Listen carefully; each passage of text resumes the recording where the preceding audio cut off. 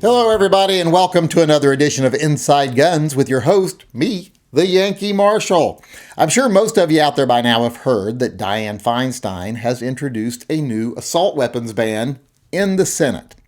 And I use the term new very loosely. It's the same thing she always does. There's always a few tweaks on it, but never much of a change. She does this all the time. In fact, every session, as soon as Bloomberg comes and sticks his hand up her ass and works her like a puppet, she pulls the same bill out from underneath her wig, maybe makes a few little changes to it, reintroduces it. So it's not really new, but it's reintroduced, let's say, and it does have a few changes to it. I'm not really going to go into all the changes. I just want to let people know, first off, before we actually talk about how dishonest she is with this bill, that it's got very little chance of passing. Now, I know a lot of people are panicking right now because, oh my God, the Republicans are not in the majority, they're in the minority, and this kind of thing is something that they would just love to do on the Democratic side, blah, blah, blah. Well, there are a lot of Democrats that would, same ones that always sign on to it, the Schumers, the Bookers, and all those people, the anti-freedom caucus, I like to call them. But it got 35 co-sponsors, but that still means there are, over a dozen other Democratic senators who don't want their name on it because they're probably not going to vote for it. At least a bunch of them won't.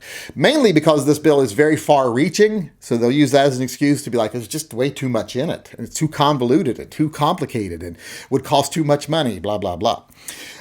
So there's not really a lot of chance it's going to get passed because there's not going to be any Republicans come over and vote on it, as always. There's going to be some Democrats who oppose it, as always. So it's really not going to go through. And plus, right now when Biden's trying to say, we want to be bipartisan, this really wouldn't be the type of bill to actually show that. And since they had to be partisan with the relief bill, I don't think they want another example of that right now.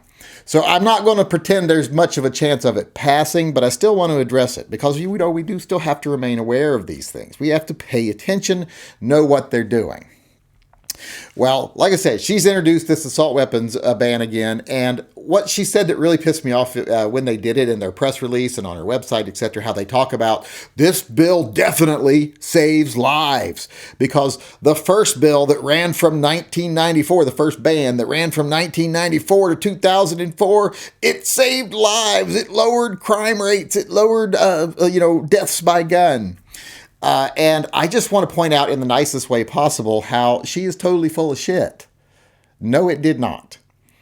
In fact, in 93, before the bill was passed, crime was at a high.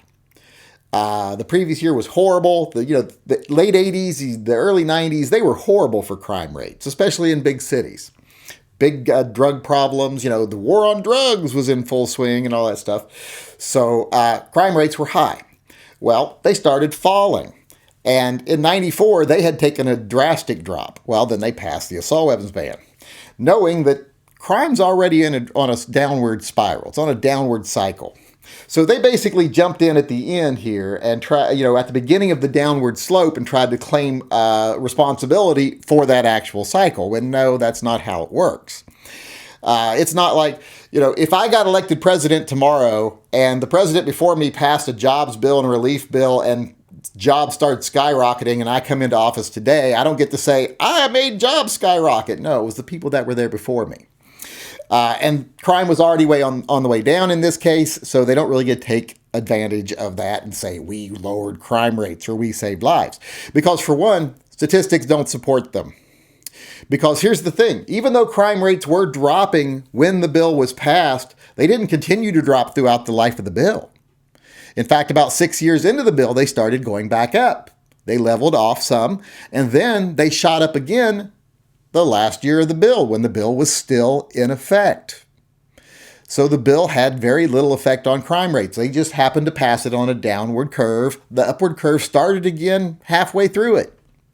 So they didn't really stop any crimes with the bill. There's no way they can link that or say that in any way without, unless, of course, she's willing to be. And like I want to say this in a PC way and a feminist friendly way as possible. Unless she wants to be a lying fucking cunt, she can't actually claim that they stopped crimes. And here's the thing, too. Let's look at what they did. They banned assault weapons, rifles. assault weapons, semi-automatic rifles. If you look at the crime rates with firearms, the deaths from firearms, the rate of deaths from rifles hardly changes. It always hovers in that 2,000 to 3,000 range, and it never really changes throughout the life of the ban because rifles really aren't used in a lot of crimes, a lot of murders especially. So, and if you look at the crime rates that did go down, the homicides that did go down by firearm, it was from handguns. The bill didn't do anything about handguns. So the fact that they sit there and try to say this bill saved lives, it's a lie. It's a huge lie. And it's easily disputed. The facts don't support it. In fact, the CDC reviewed the law after it expired and said there was absolutely no evidence that the bill had any effect whatsoever on violent crime or gun deaths. No evidence that would even suggest it. Wasn't even a lot of correlating data that would suggest it, much less a lot of actual direct results from the law. So everything she's saying is a lie. She's completely full of shit. Oh, and another thing about those, the crime rates now are so high, mass shootings are so high. If you watch at how it went so high, like after 2008, it just really started going up. They really changed how they started rating what consists a mass shoot, or what is a mass shooting. Used to be if a husband killed his wife and his 2 kids and himself, they didn't list that as a mass shooting. It was a domestic incident. Well, then in about 2008 to 2010, they started counting those, and in 2012, they actually wrote it in a law that any time 3 people are shot or more, it is a mass shooting. So, of course, that increased the numbers just by changing the definition. It's kind of like how people are like, oh my God, why are there so many autistic people nowadays? There's no more autistic people now than there was in the 70s or the 80s. The only difference is in the 80s, they actually started defining autism. So looked like there was more than there was in the 70s. And now we've expanded the definition of autism to where it includes things that would never have been included on the autism spectrum before that are now. So it's playing with numbers by changing definitions. Like when there's not enough of the thing you really want, well, you change the definition of what that thing is, and then you can say, wow, there's 10 times more than there were last year. Even if there were actually less of the same events than there were last year, you just label them differently now. And I know that's a little ramble off to the side there of my topic. But I just wanted to tell everyone, this bill is not likely to pass. Even with the Democrats in control, there's not a lot of favor for this bill. I'm far more worried about the universal background check bill than I am this bill. This bill comes up all the time. The universal background bill actually has a lot of will behind it. A lot of people in the United States support it because they don't understand what it is. And don't try to convince yourself that most people don't support it because they do. Even in the gun community, believe me, a lot of the problems I've had with a lot of other people in the gun community is that they are some compromise. And one of the compromises most of those people who believe in compromise believe in is background checks. Because you can't let those felons get guns, and you can't stop that without a background check. So don't fool yourself into thinking they don't support it, because they do. I'd tell you 70% of the gun community, the FUDs in the gun community, support it. So even though the bill is out there and you think that it might have a chance passing, the chances of it passing are very slim indeed. If it got to the House, I think it might pass the House, but it's not going to pass the Senate. It's not going to get 60 votes in the Senate, especially. So not going anywhere. So I wouldn't worry too much about it. But like I said, still pay attention. And pay attention to the lies people like Dianne Feinstein, who are just puppets for Bloomberg. Pay attention to the lies they tell and counter those with the facts. Because if we let them continue to say things like, oh, it saved lives first time, well, then people start believing that. You have to counter it. So make sure, do your research, get your numbers, and actually be able to counter these things when they come up. But for right now, pay attention, especially pay attention to the universal background check bill, and pay attention to the assault weapons ban bill also. But don't get your panties in a twist about it now. There's no reason to run out and buy anything right now. And there's definitely, plus you couldn't find anything right now anyway, so you'd just be making a bad situation worse. So, but no reason to panic. This is not likely to pass. And if it does, it'll light a fire under the gun community like hasn't been lit in a long time, and I think a lot of good will follow that. I'm hoping we can light that fire without it. But that would be the worst thing that happened. It gets passed, we mobilize. I think we would beat it in the courts again. Because especially if they didn't put a sunset clause on it, because that's pretty much the only thing that kept it from being struck down the first time. It had that sunset clause on it. But, like I said, I wouldn't worry too much about it. Just be aware and be ready to counter all the lies that come from Feinstein and all the other Bloomberg puppets. All right, everybody, now that I've rambled about that for a while, I want to move on to my favorite part of the show, gun talk. And today I want to address a topic that came up in my live chat. Now, I have covered this in a video before, in passing, in part of a video. This person said, what's the deal with the seam on the Chiappa Rhino? And is it more visible on the black ones or the silver ones because they don't want to be able to see it and blah, blah, blah. Well, that seam is there for a reason. A lot of people wonder why it's there. And I have explained to people before why it's there and how it's not this unusual thing that like, oh my God, I've never seen another gun company have a seam like that before. It is not that unusual. You have seen it before. And I explained that in a video once before. So I'm going to take a little clip out of that video and explain it to you again. There is one thing about this gun that I know a lot of people had a problem with when it first came out that I had a problem with too, and that is the seam right here on the longer barrels. A lot of people are like, why is that seam there? Well, that seam is there on actually all guns that have a shrouded barrel. This one's just in a different place. If you look closely at this gun, you'll notice that the body of the gun is a large aluminum one-piece design. It's a large unibody design. And then if you look at this part out here, that's simply the barrel shroud. So that seam is just the seam between the barrel shroud and the body of the gun.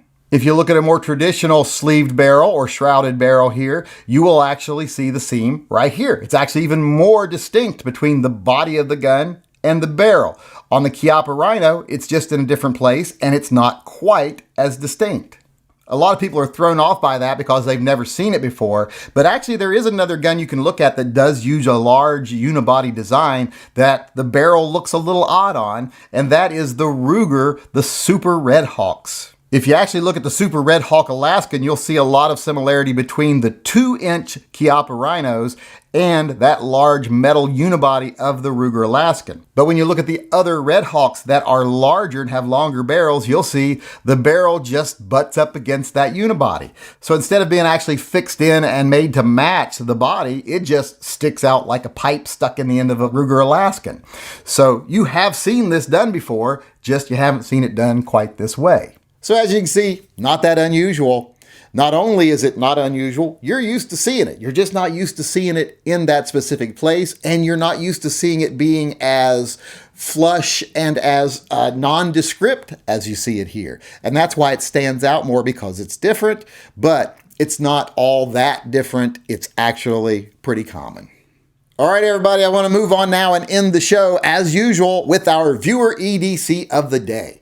And today we have Mike L. And as you can see, Mike is carrying his Bursa TPR9C, and he's carrying it in a shoulder holster. It's a gun you don't see carried all that often, and it's a way of carrying you don't see all that often.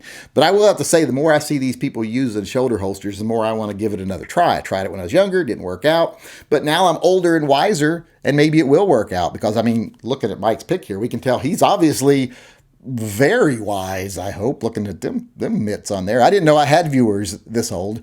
I didn't even know there were viewers this old. But I think that Mike is an inspiration to all of us here. I mean, the fact that he bothers every day to carry a gun, goes through that effort, doesn't give up, sticks with it to protect what little bit of life he probably has left. That's an inspiration. Like I said, we can all learn something from that. If he can do it, then those of us that can actually have bowel movements without medication and occasionally get an erection, we should definitely do it if he can do it. So kudos to Mike for that. And Mike also sent me a picture of his dog, Jake, who is a 4-year-old rescue. They rescued him last year, so he now has a great home. And I wanted to say hello to Jake. Hi, Jakey. Hi, Jakey. Who's going to eat his daddy's corpse? Yeah, you are. You're going to eat your daddy's corpse very soon. Yeah, that's a good boy. So now that I've said hello to Jake there, I want to get back to our topic and say that's our viewer EDC of the day, an inspiration to all of us. Mike L. and his shoulder-carried Bursa is our viewer EDC of the day.